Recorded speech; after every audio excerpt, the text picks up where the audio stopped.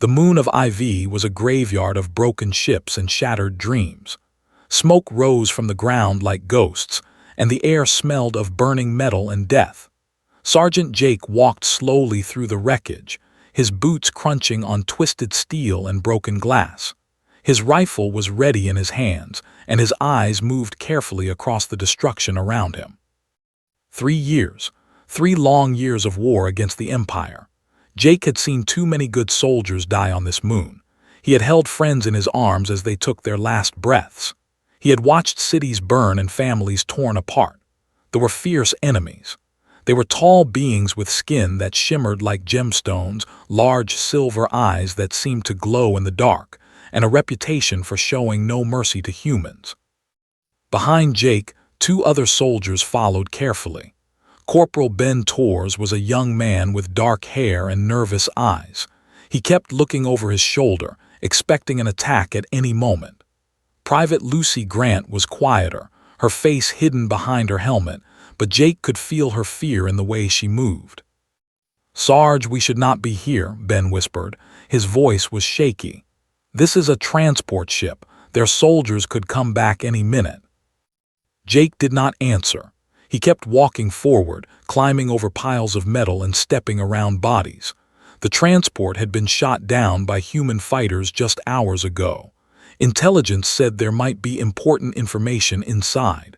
That was why Jake's squad was here. Find anything useful and get out fast. The inside of the ship was dark and broken. Emergency lights flickered red and orange, making shadows dance on the walls. Jake moved through narrow hallways, checking each room carefully. Most were empty. Some had dead soldiers inside. Jake felt nothing when he looked at them. The war had taken that from him long ago.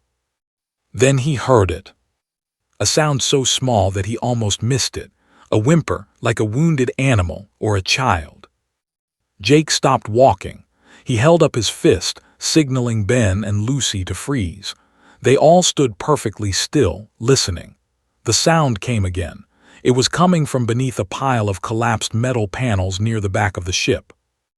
"Did you hear that?" Jake asked quietly. Ben nodded slowly. "Could be a trap, Sarge. They are clever. They might be waiting for us to." "It sounds like a kid," Jake interrupted. Lucy stepped closer to him. "Sir, there are no kids on military transport ships. It is probably a wounded soldier pretending to be hurt. We should leave now."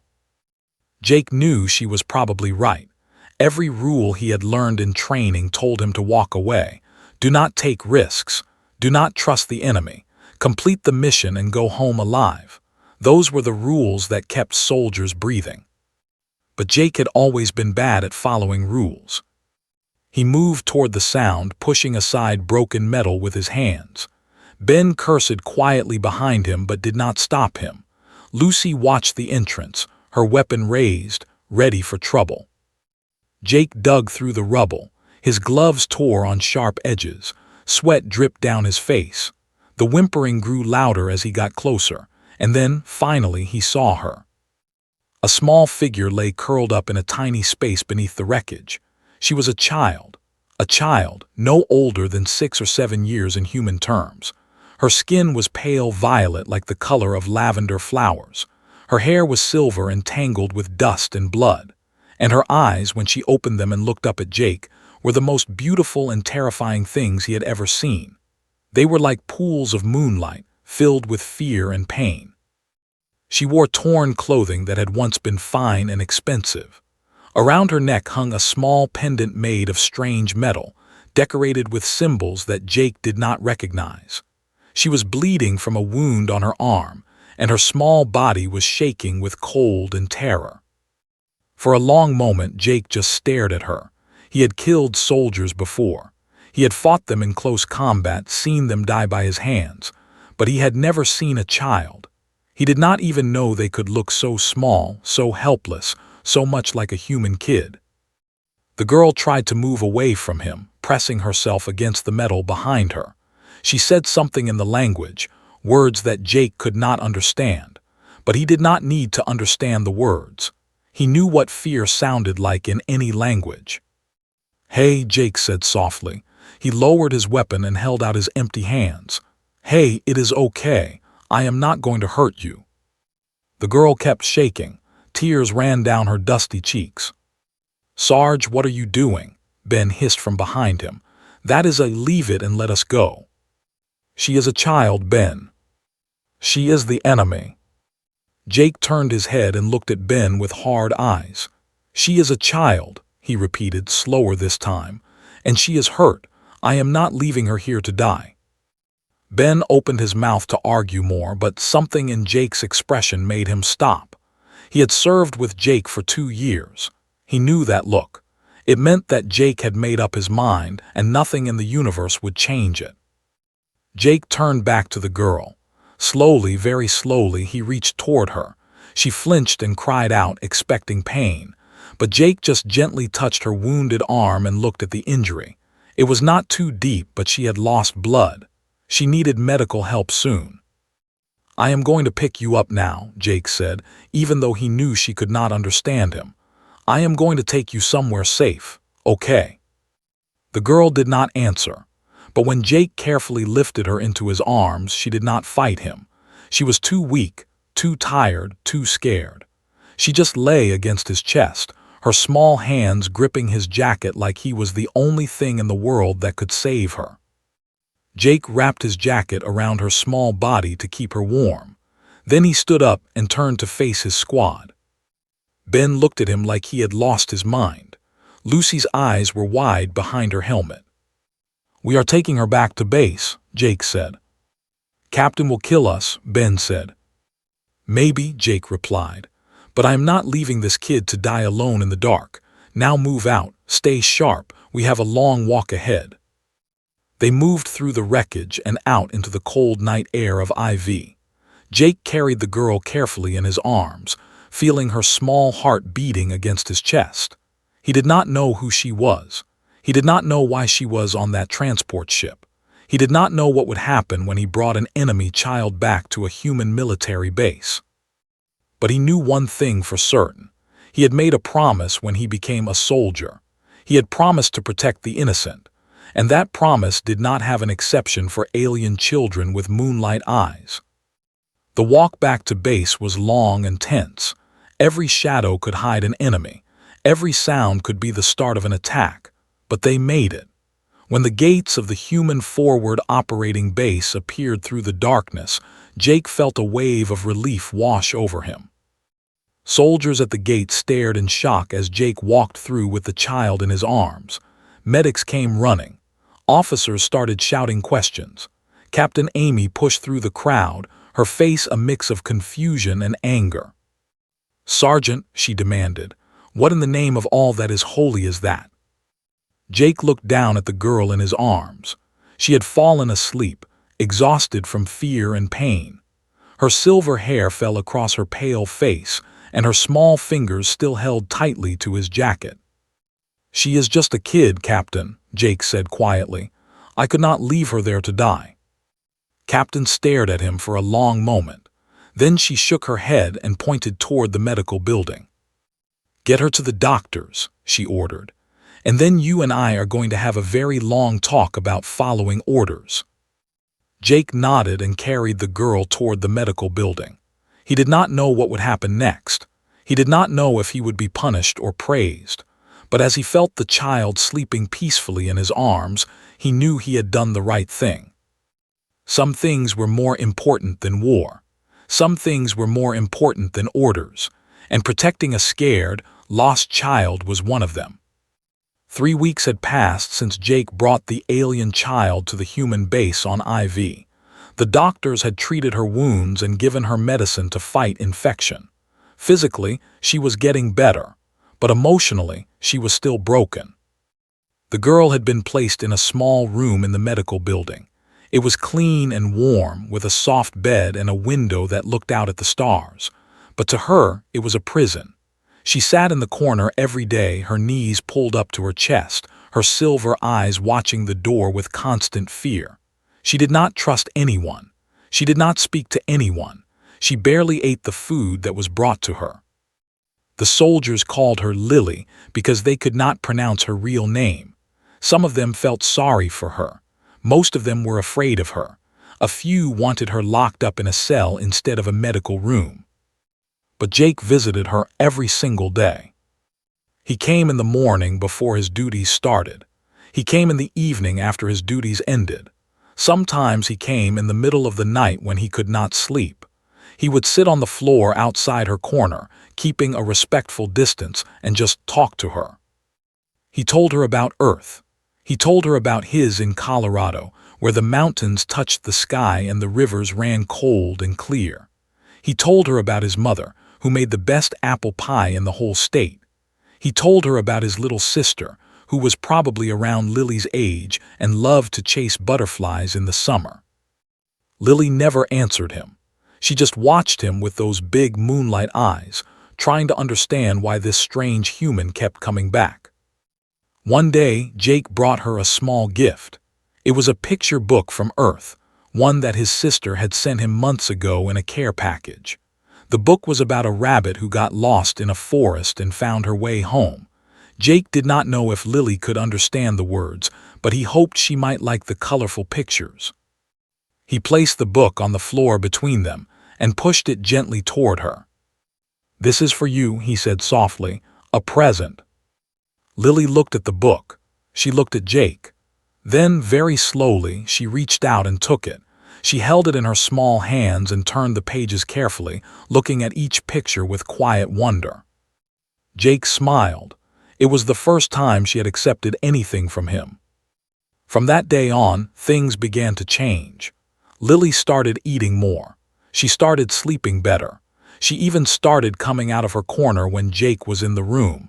She would sit near him, not touching him, but close enough that he could feel her presence. And then, one evening, she spoke her first English word. Jake was sitting on the floor, telling her about the time his dog Max had chased a skunk and smelled terrible for a week. He was laughing at the memory when he felt a small hand touch his arm. He looked down. Lily was pointing at him, her silver eyes wide and serious. "Jake," she said. Her voice was small and careful, like she was afraid of making a mistake. Jake's heart stopped. "Yeah," he said, his voice suddenly thick with emotion. "Yeah, that is right, I am Jake." Lily nodded slowly. Then she pointed at herself and said something in. Jake did not understand the word, but he smiled anyway. "Nice to meet you," he said. "I am very happy you are talking to me." Over the next few days, Lily learned more English words. She learned food and water and sleep. She learned yes and no and please. And she learned one word that she used more than any other. Safe. Whenever Jake came to visit her, she would look at him and say, "Jake's safe." It meant that she felt safe when he was there. It meant that she trusted him. And to Jake, that meant more than any medal or promotion ever could. But not everyone was happy about the situation. Captain Amy called Jake to her office one afternoon. Her face was serious and her voice was cold. "Sergeant, I have received orders from High Command," she said. "The alien child is to be transferred to a secure facility for interrogation." Jake felt his stomach drop. "Interrogation? She is a child, Captain. She does not know anything useful." "That is not for us to decide. Intelligence believes she may have valuable information about military operations. She will be taken to the secure facility tomorrow morning." "She is not a spy. She is a scared little girl who lost everything. She just started to trust us. If we send her to be interrogated, we will destroy her." Captain's eyes softened for just a moment. "I understand your feelings, Sergeant, but orders are orders. There is nothing I can do." Jake wanted to argue more, but he knew it was useless. He saluted stiffly and left the office, his mind racing with desperate thoughts. That night he sat with Lily longer than usual. She had learned to recognize his moods, and she knew something was wrong. She reached out and touched his hand, looking up at him with worried eyes. "Jake sad?" she asked. Jake tried to smile, but it did not reach his eyes. "I am okay, Lily. Do not worry about me." But Lily was not fooled. She scooted closer to him and leaned her small head against his arm. They sat like that in silence for a long time, two lost souls finding comfort in each other. The next morning, everything changed. Jake was called to a meeting with Captain and the bases, a woman named Dr. Carroll. When Jake arrived, he found them both staring at a screen full of data and images. "Sergeant, we have made a discovery," Doctor said. Her voice was shaky with a mix of fear and excitement. "During our medical scans of the child, we found something remarkable. Her genetic markers indicate that she is of royal lineage. Specifically, she is a direct descendant of the ruling family." Jake did not understand. "What does that mean?" Captain turned to face him. Her face was pale. "It means that the girl you rescued is Princess, the only daughter of Queen of the Empire." Jake felt like the floor had disappeared beneath his feet. Queen was the most feared leader in the galaxy. She had personally led her armies to destroy human colonies. She had sworn to wipe humanity from the stars. And her daughter, her only child, was sitting in a medical room in this base, calling Jake her friend. "We have intercepted communications," Doctor continued. "The Queen has been searching for her daughter for weeks. She has launched multiple attacks on human positions, trying to find any trace of the princess. They believe we captured her on purpose." "But we did not," Jake said. "I found her in the wreckage. I saved her life." "They do not know that. They think we are holding their princess hostage." Captain crossed her arms. "High Command now sees this as an opportunity. The princess is valuable leverage. They believe we can use her to force them to surrender or negotiate on our terms." Jake's blood turned cold. "You want to use her as a bargaining chip. She is a child, not a weapon." "War requires hard choices, Sergeant." Jake shook his head. He thought about Lily sitting in her room, waiting for him to visit. He thought about the way she said his name, the way she trusted him, the way she leaned against his arm when she was scared. "I will not let you use her like this," he said quietly. Captain raised an eyebrow. "That was not a request for your opinion, Sergeant. This decision is above both of us."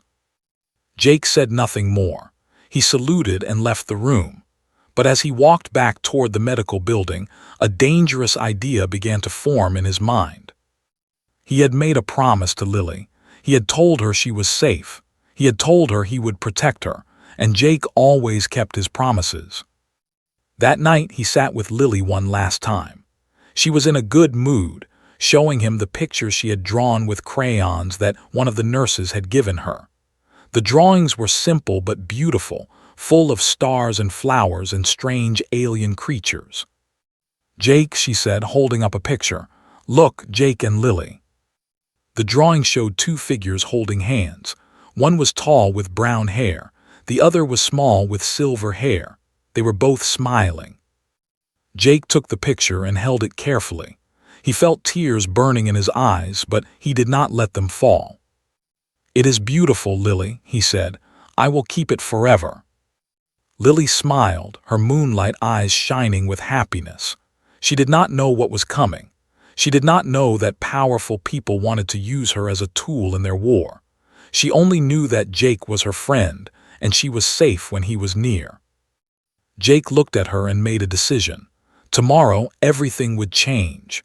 Tomorrow, he would either become a hero or a traitor, but whatever happened, he would keep his promise. He would take Lily home. The USS Horizon floated silently in the darkness of space above IV. It was a massive human cruiser, bristling with weapons and filled with hundreds of soldiers. And somewhere inside its metal walls, Jake was planning the most dangerous thing he had ever done. It had been 1 week since Jake learned that Lily was Princess, daughter of Queen. 1 week since he discovered that High Command wanted to use her as a bargaining chip against the Empire. 1 week of watching Lily smile and laugh, not knowing that powerful men in fancy uniforms were deciding her fate like she was nothing more than a piece on a game board. Jake had tried everything to change their minds. He had requested meetings with Admiral Grant, the highest-ranking officer in the sector. He had written formal reports explaining why using a child as a hostage was wrong. He had begged Captain to speak on his behalf. Nothing worked. Admiral had listened to Jake's arguments with cold eyes and a thin smile. He had called Jake a good soldier with a soft heart. He had said that war was not the place for kindness, and that the princess was too valuable to simply return to the enemy. "Think of all the human lives we can save," the Admiral had said. "Think of all the soldiers who will not have to die if we can force them to surrender. One alien child's discomfort is a small price to pay for peace." Jake had wanted to scream at him. He had wanted to grab the Admiral by his perfectly pressed uniform and shake him until he understood. But he had stayed calm. He had saluted respectfully, and he had walked out of that meeting knowing exactly what he had to do. He would take Lily home himself. It was treason. He knew that. If he was caught, he would be executed as a traitor. His family would be shamed.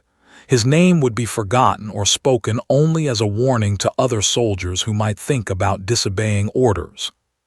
But Jake did not care anymore. Some things were more important than medals and promotions. Some things were more important than his own life. And protecting a scared little girl who trusted him was one of those things. The first person he told was Captain Amy.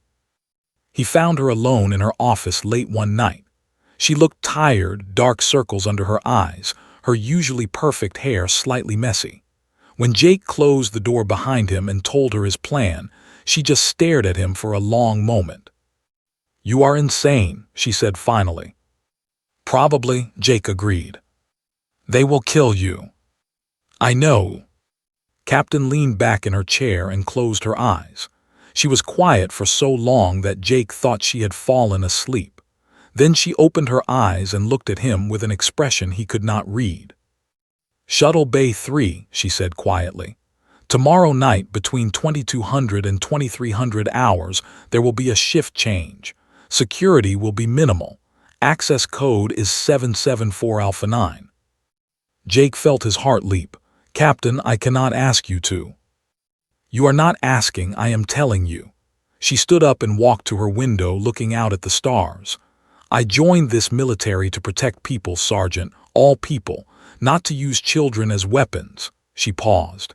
"If anyone asks, we never had this conversation. I do not know anything about your plans. Understood?" "Understood," Jake said. "Thank you, Captain." "Do not thank me. Just bring that little girl home." The second person who discovered Jake's plan was Ben Torres. Jake had tried to keep it secret from his friend, but Ben was too smart. He noticed Jake acting strange, noticed the way Jake kept looking at star charts of space, noticed the extra supplies that Jake had been quietly gathering. Ben confronted Jake in their shared quarters the night before the escape. "You are going to steal a shuttle and fly into enemy territory," Ben said. It was not a question. Jake did not bother lying. "Yes." "And you are going to leave without telling me." "I did not want you involved. If this goes wrong, I do not want you to go down with me." Ben sat down on his bunk and rubbed his face with his hands. He was quiet for a long time. When he looked up, his eyes were filled with a mixture of fear and determination. "You really think you can just fly up to thee and hand them their princess? They will shoot you out of the sky before you get within 100 kilometers of their territory." "Maybe," Jake admitted, "but I have to try." Why does this matter so much to you?" Jake thought about the question carefully before answering. "Because she trusts me, Ben. She calls me by name. She draws pictures of us together. She thinks I am her friend." He paused. "And because if I let them use her as a hostage, I am not the man my mother raised me to be." Ben was silent. Then he stood up and walked to his locker. He pulled out his combat vest and started putting it on. "What are you doing?" Jake asked. "Coming with you, obviously." Ben looked at him with a crooked smile. "You are either the bravest man I know or the dumbest. Either way, I am not letting you do this alone." "Ben, you do not have to." "Shut up, Jake. I have been your friend for 2 years. I am not going to let you fly off to your death without someone watching your back." He tossed Jake a small bag. "I packed extra medical supplies. That kid is going to need them if something goes wrong." Jake felt a wave of gratitude wash over him. He did not have words to express what Ben's loyalty meant to him, so he just nodded and said, "Thank you. You can thank me when we are not dead." The next night, everything happened fast. Jake went to the medical building to get Lily. She was half asleep when he arrived, but she woke up quickly when she saw him.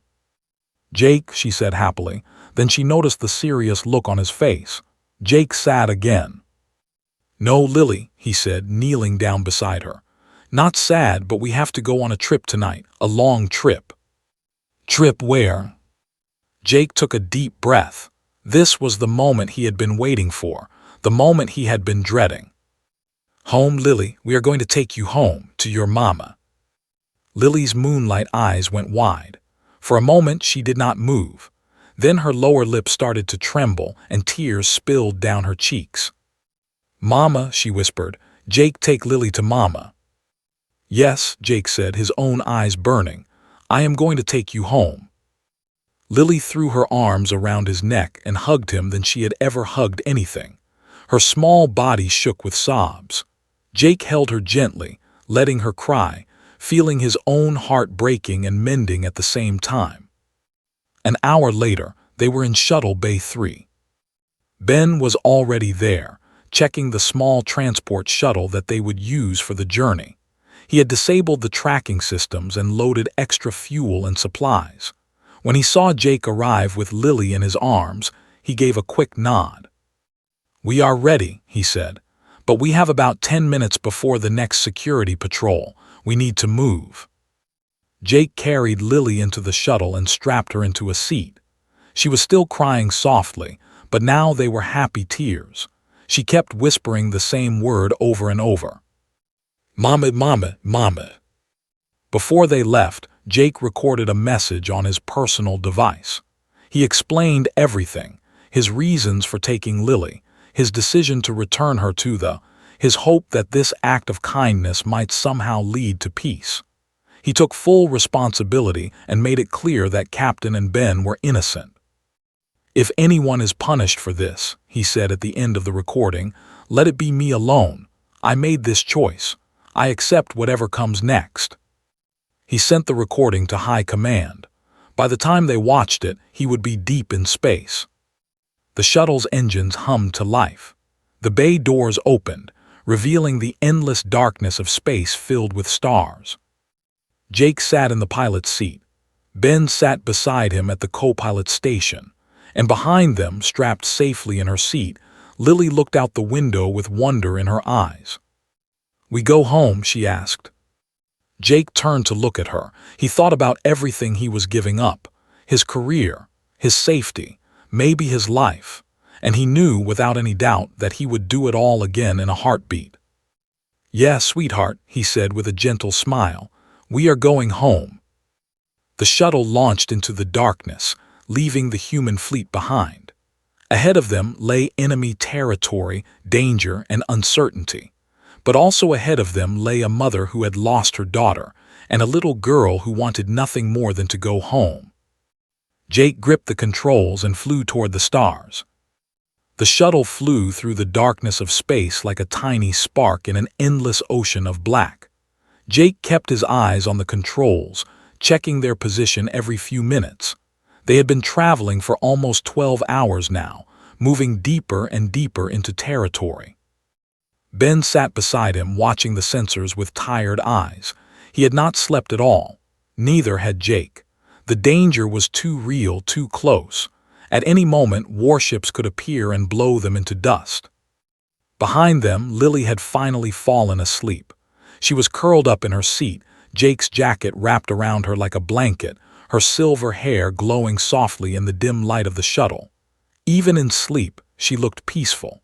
She did not know how dangerous their journey was. She only knew that Jake was taking her home. "We are entering the sector," Ben said quietly, breaking the silence. "Patrols are heavy here. We should be spotted any minute now." Jake nodded. This was the point of no return. Once they saw them, there would be no escape. They would either complete their mission or die trying. "Start broadcasting the signal," Jake said. Ben pressed a button on the console. A recorded message began transmitting on all frequencies. Jake had spent hours preparing it with the help of the shuttle's translation computer. "Attention forces. This is a human vessel on a mission of peace. We carry no weapons and have no hostile intentions. We are returning something precious that belongs to you. Please do not fire. I repeat, please do not fire." The message played on a loop, echoing into the void. For 30 minutes, nothing happened. The shuttle kept moving forward, deeper into enemy space. Jake's hands were sweating on the controls. His heart was pounding so hard he could hear it in his ears. Then the sensors screamed. "Contact," Ben shouted. "3 warships coming in fast from the left. No, wait, 5 ships. No, 7. Jake looked at the sensor display and felt his stomach drop. 7 massive warships were heading straight toward them. Any one of those ships could destroy their tiny shuttle in seconds. All 7 together could erase them from existence without even slowing down. "Keep broadcasting," Jake said, his voice steady despite his fear. "Do not change course. We are not running." "Jake, they are locking weapons on us." "I know." The warships surrounded them like wolves circling wounded prey. Their hulls were dark purple and covered with strange symbols. Their weapons glowed with deadly energy, ready to fire at any moment. A harsh voice crackled over the communication system. It spoke in first, then switched to broken English. "Human vessel, you are trespassing in territory. Power down all systems and prepare to be boarded. Any resistance will result in immediate destruction." Jake took a deep breath. "Understood. We are powering down now. We will not resist. But please, I need to speak with your commander. We have someone important on board." "You will be silent. Power down now." Jake followed their orders. The shuttle's engines went quiet. The lights dimmed to emergency power only. They floated in the darkness, helpless, surrounded by enemy warships. Minutes passed like hours. Then the shuttle shook as a boarding craft attached to their hull. Jake heard the hiss of airlocks connecting. Heavy footsteps approached. "Stay calm," Jake whispered to Ben. "Let them take us. Do not fight back." The shuttle door exploded inward. Soldiers poured in, their weapons raised, their silver eyes glowing with fury and suspicion.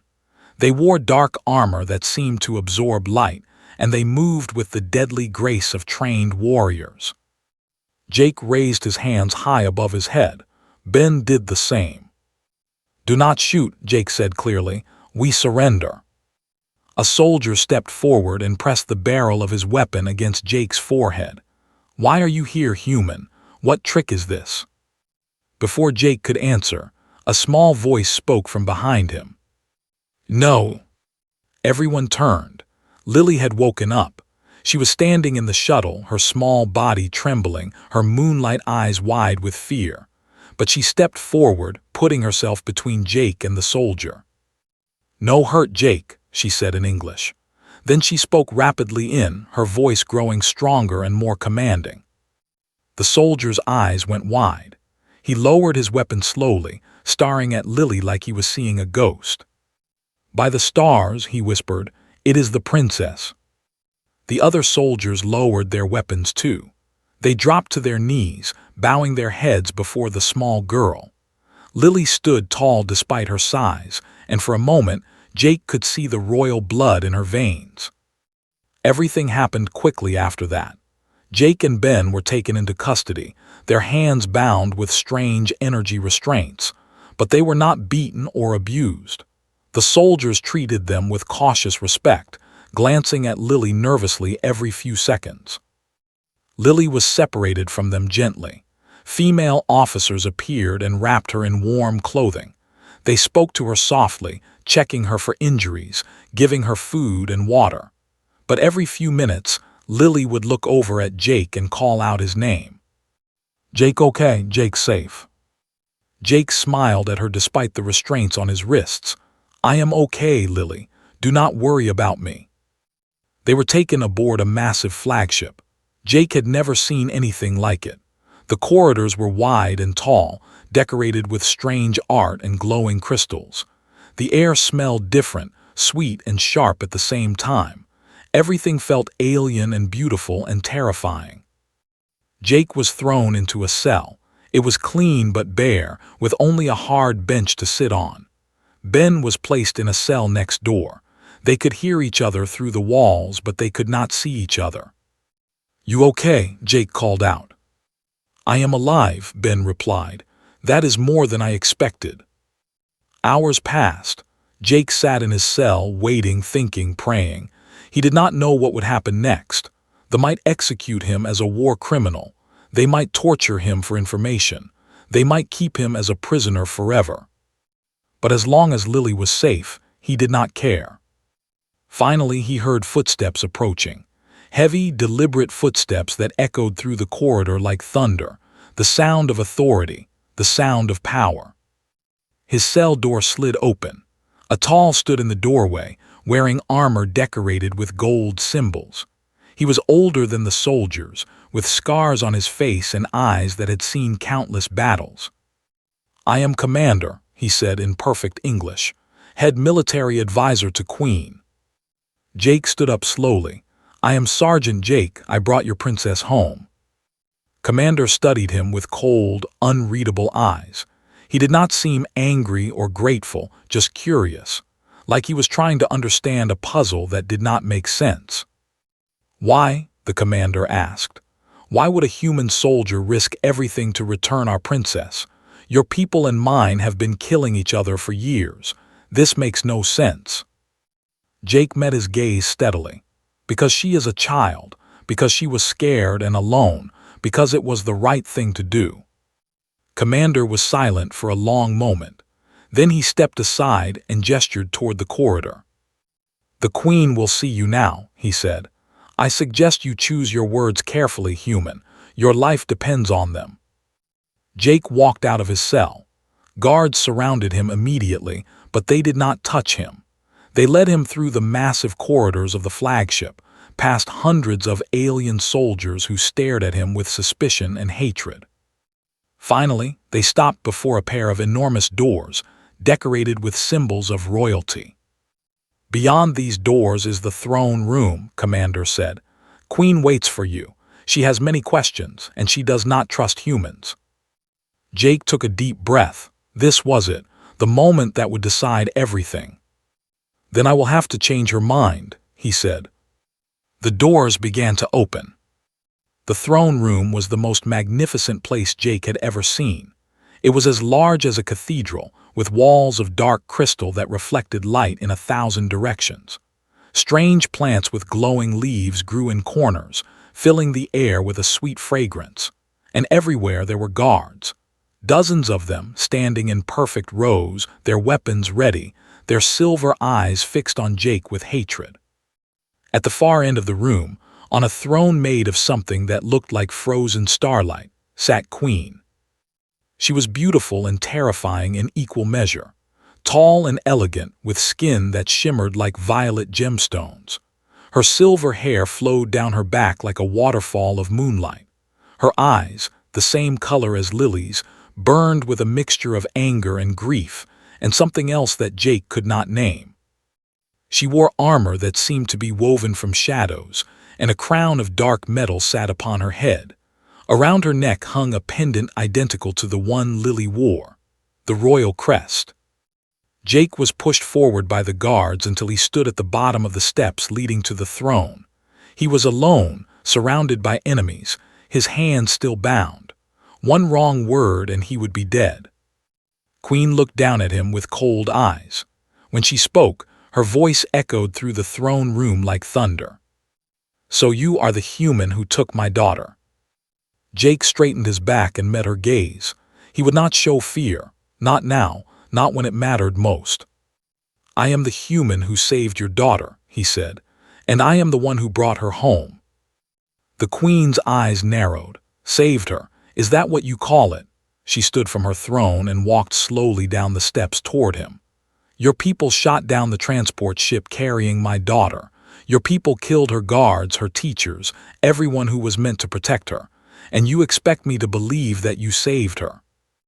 I did not shoot down that ship, Jake said calmly. I found your daughter alone in the wreckage. She was hurt and scared. I could have left her there to die. My orders told me to leave her. My fellow soldiers told me to leave her, but I could not do it. Why? The queen was close now, close enough that Jake could see the rage burning in her silver eyes. Why would a human care about a child? We are enemies. We have been killing each other for years. What possible reason could you have? Jake thought carefully before answering. He thought about Lily. He thought about her smile, her laugh, the way she said his name. He thought about the picture she had drawn of them holding hands. Because she is a child, he said simply. And where I come from, we protect children, all children. It does not matter what planet they were born on or what color their skin is. A child is a child, and no child deserves to die alone and afraid. Queen stared at him. Her face was hard, her eyes cold, but something flickered behind that coldness, a tiny crack in the armor of her fury. You expect me to believe this, she said. You expect me to believe that a human soldier risked his life, his orders, and flew into enemy territory just to return a child. This is obviously some kind of trick. It is not a trick, Jake said. Ask your daughter, she will tell you the truth. My daughter is a child. Children can be deceived. Your daughter is smart and brave. She knows who saved her. She knows who kept her safe. The queen raised her hand. A guard stepped forward with a weapon aimed at Jake's head. Enough, she said coldly. I have heard enough of your lies. Whatever your true purpose was, it has failed. You will be executed at dawn. Jake closed his eyes. He had known this might happen. He had accepted the possibility of death when he first decided to bring Lily home. At least he had kept his promise. At least Lily was safe. But then the doors of the throne room burst open. Mama! Every head turned. Every guard raised their weapon, but they all froze when they saw who was running toward the throne. Lily sprinted across the throne room as fast as her small legs could carry her. Her silver hair flew behind her like a banner. Her moonlight eyes were filled with desperate love. The female officers who had been caring for her ran behind her, calling her name, trying to stop her. But they were too slow. Lily was already at the steps of the throne, already running toward her mother. But she did not go to her mother first. She ran to Jake. She threw her small arms around his legs and held on tight, looking up at the guards with fierce determination. No hurt, Jake, she said loudly. Jake good, Jake safe, Jake saved Lily. Queen stared at her daughter. The coldness in her eyes began to crack. She whispered, using her real name, "Come to me, my child." But Lily shook her head. Not until Jake's safe. Promise. Mama has to promise not to hurt Jake. The throne room was silent. No one moved. No one breathed. All eyes were on the queen and her daughter. Slowly, Queen walked down the remaining steps until she stood before Jake and Lily. Up close, Jake could see the pain in her eyes, the weeks of grief and fear and desperate hope, the sleepless nights spent wondering if her daughter was alive or dead. She said softly, "Tell me everything, tell me what happened to you." And Lily told her. She told her mother about the crash, about being trapped and scared and alone, about the strange human who found her and carried her to safety, about the room where she stayed and the food Jake brought her and the picture book about the rabbit. She told her mother about learning to say Jake's name, about feeling safe for the first time since the crash, about the drawing she made of her and Jake holding hands. And she told her mother about the night Jake came to take her home, about the long journey through space, about how Jake held her hand when she was scared. "Jake is my friend, Mama," Lily said at the end. "He promised to bring me home. He kept his promise." Queen was crying.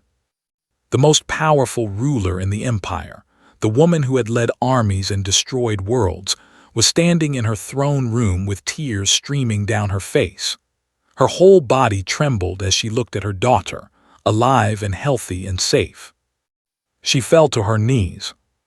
She whispered, "My baby, my little star." Lily finally let go of Jake's legs. She ran to her mother and threw her arms around her neck. The queen held her daughter tightly, so tightly, like she would never let go again. "Mama," Lily sobbed. "I missed you, Mama. I was so scared, but Jake kept me safe. Jake brought me home." "I know, my love, I know." They held each other for a long time. The guards stood frozen, watching their queen show emotions that no one had ever seen before. Commander watched with an expression of deep respect. Finally, Queen looked up at Jake. Her silver eyes were red from crying, but they were no longer cold. They were filled with something new, something Jake had never expected to see. Gratitude. She stood slowly, keeping one arm around her daughter. With her other hand, she gestured to the guards. "Release him," she ordered. "Remove his restraints." A guard stepped forward and deactivated the energy restraints around Jake's wrists. Jake rubbed his wrists, feeling the blood flow back into his hands. Queen walked toward him, still holding Lily. When she stood before him, she looked into his eyes and asked the question she had asked before. "Why? Your people and mine have been enemies for years. Why would you risk everything for my daughter?" Jake looked at Lily, who was smiling at him with tears in her eyes. Then he looked back at the queen. "Because she is a child," he said, "and no war is worth a child's life. Where I come from, we protect kids, all kids, even yours." Queen was silent for a moment. Then she did something that shocked everyone in the throne room. She bowed her head to him. "Thank you," she said, her voice thick with emotion. "Thank you for bringing my daughter home." Jake bowed his head in return. "It was my honor, Your Majesty." Lily pulled away from her mother and ran to Jake one last time. She hugged him tightly, her small arms wrapped around his waist. "Thank you, Jake," she said in English. "You are my friend forever." Jake knelt down so he was at her level. He looked into her moonlight eyes and smiled. "Always, Lily," he said gently, "always." The next few hours were a blur. Jake and Ben were given food and medical care. They were treated as honored guests, not prisoners. Queen ordered that they be returned safely to human space aboard an escort vessel. But before they left, the Queen made an announcement. "For 3 years our people have been at war," she said. "Thousands have died on both sides. Families have been torn apart. Worlds have burned." She paused, looking at Jake. "But today, one human soldier showed me that compassion can exist even between enemies. He risked his life to bring my daughter home, asking for nothing in return." She turned to Commander. "Contact the human leadership. Tell them that Queen of the Empire requests formal peace negotiations. The war is over." A murmur ran through the crowd of soldiers and officers. Some looked shocked, some looked relieved, some looked hopeful. Jake stood at the viewport of the escort vessel as it carried him back toward human space. Behind him, the flagship grew smaller and smaller. Somewhere on that ship, a little girl with moonlight eyes was finally home with her mother. Ben walked up and stood beside him. They watched the stars in silence for a moment. "You know you are probably going to be court-martialed when we get back," Ben said. Jake smiled, "Probably." "Worth it." Jake thought about Lily, about her smile, about the way she said his name, about the drawing of them holding hands, about the Queen crying as she held her daughter for the first time in weeks. "Yeah," he said quietly, "worth it." They flew through the darkness of space toward home. Behind them, a war was ending. Ahead of them, a new future was beginning. And in his pocket, Jake carried a small drawing made by a little girl with silver hair. A drawing of 2 friends holding hands. Sometimes the bravest thing a soldier can do is not fight. Sometimes the most powerful weapon is not a gun or a bomb. Sometimes All it takes to change the universe is one act of kindness. One promise kept. One child brought home.